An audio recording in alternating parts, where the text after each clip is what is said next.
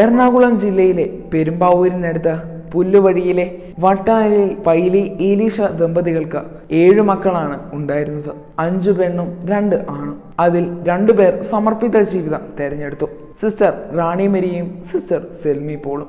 എന്നാൽ സിസ്റ്റർ റാണി മരിയ രക്തസാക്ഷിയായതോടെ ആ വീട്ടിലെ മക്കളുടെ എണ്ണം 8 ആയി. സിസ്റ്റർ റാണി മരിയയുടെ നെഞ്ചിലേക്ക് 54 തവണ കടാര കുത്തിയിറക്കിയ സമുന്ദർ സിംഗിനെ ഏറ്റവും ഇളയ മകനായി വട്ടായിൽ കുടുംബം ഏറ്റെടുത്തു.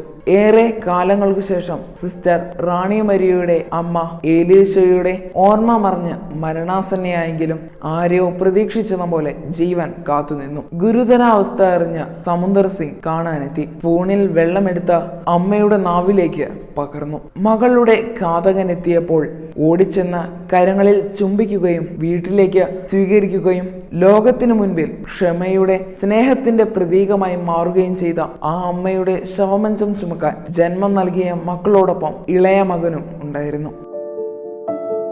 10ാം ക്ലാസ് പരീക്ഷയ്ക്ക് ശേഷം മഠത്തിൽ ചേരണമെന്ന മേരി കുഞ്ഞിന്റെ ആഗ്രഹത്തിന് മാതാപിതാക്കൾ അത്ര അനുകൂലമായിരുന്നില്ല. അവൾക്ക് മഠത്തിൽ ചേരാൻ ആഗ്രഹമാണെങ്കിൽ അവൾ പൊയ്ക്കോട്ടെ എന്ന് പറഞ്ഞത് മേരി കുഞ്ഞിന്റെ പ്രിയപ്പെട്ട വല്യമ്മച്ചിയായിരുന്നു. സഭാവസ്ത്ര സ്വീകരണം കഴിഞ്ഞ് 1 വർഷത്തിന് ശേഷമാണ് സിസ്റ്റർ റാണി മരിയയ്ക്ക് താൻ ഏറെ ആഗ്രഹിച്ച മിഷനിലേക്ക് പോകാൻ അവസരം ലഭിച്ചത്. ബിജനോറിലേക്കായിരുന്നു ആദ്യ യാത്ര. അവധിക്ക് നാട്ടിലെത്തുമ്പോഴും ബന്ധുവീടുകളിൽ നിന്നും സ്വന്തം വീട്ടിൽ നിന്നും പഴയ വസ്ത്രങ്ങൾ ശേഖരിച്ചു കൊണ്ടുപോകുന്നത് സിസ്റ്റർ റാണി മരിയയുടെ പതിവായിരുന്നു. ഉദയനഗറിലെ പാവങ്ങൾക്ക് കൊടുക്കാനായിരുന്നു അതെല്ലാം.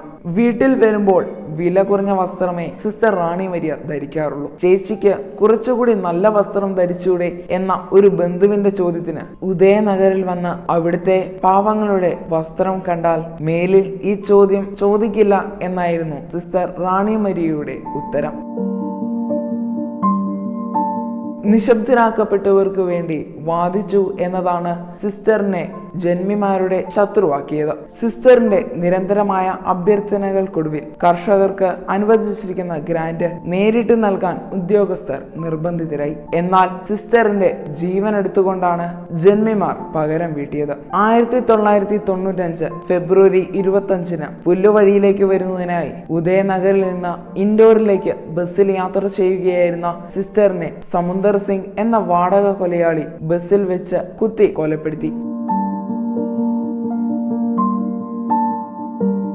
മറ്റുള്ളവരുടെ കഷ്ടതകളും വേദനകളുമായിരുന്നു എന്നും സിസ്റ്റർ റാണി മരിയയുടെ സങ്കടങ്ങൾ. സ്വർഗത്തിൽ എത്തിയതിനു ശേഷവും കാരുണ്യം നിറഞ്ഞ ആ മനസ്സ് ദൈവസന്നിധിയിൽ നിരന്തരം മാധ്യസ്ഥം വഹിക്കുന്നു എന്നതിന്റെ തെളിവാണ് പിന്നീട് അനേകർക്ക് ലഭിച്ച അത്ഭുതകരമായ സൗഖ്യങ്ങൾ. മധ്യപ്രദേശിലെ നച്ചൻബോറിൽ സിസ്റ്റർ കുത്തേറ്റ് വീണ സ്ഥലത്ത് സ്ഥാപിച്ചിരിക്കുന്ന സ്മൃതി മണ്ഡപത്തിനു മുൻപിൽ ഇപ്രകാരം രേഖപ്പെടുത്തിയിരിക്കുന്നു: ഈ പാപം ഇയാളുടെ മേൽ ആരോപിക്കരുത്. ആ സ്മൃതി കുടീരത്തിനു മുന്നിൽ പ്രാർത്ഥിക്കാനെത്തുന്നവരിൽ സമുന്ദർ സിംഗും ഉണ്ട് എന്നത് നമ്മെ അത്ഭുതപ്പെടുത്തും.